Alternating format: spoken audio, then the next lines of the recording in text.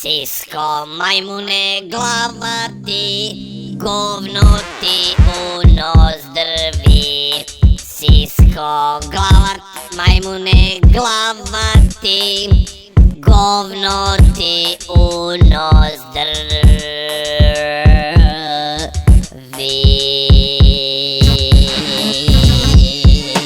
Zvao sam je tada da dođe na kafu, zato što je imala guzicu slatku. Dao sam joj onda da pojede jafu, onda smo otišli da šetamo na Savu. Imala je prelepu za jebanje glavu, razmišljao sam o tome, a i o čmaru. Da li je lep ili je možda ružan? Ako bude ružan, ja bit ću tužan. 101 ruža stiže joj na gajbu, samo da bi lizao kesicu čmarnu. Onda uzmem i stavim joj u usta, ova matrica uopšte nije klupska. Direktno iz šmara metem joj u mugla i uljim pičku do sutra. Onda srlam butra, takozvanu travu, najzad joj je došlo iz dupeta u glavu. Daj da ti torpediram u dupe pa u glavu, onda će ti doći iz dupeta u glavu.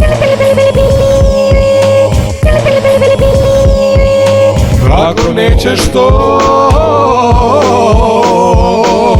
neću da ti uzmem čmar, nisi cura prava.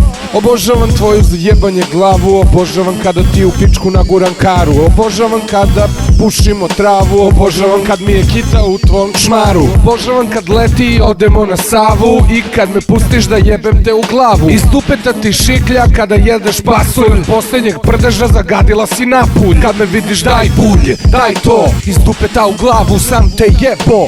Kad si me videla čmar si orosila, to je zato što si se na dupe rodila. Brata ti je majka rodila na nozdrve, zato dosta šmrče i šalje nam pozdrave. Imaš lepe patike, imaš lepe nokte.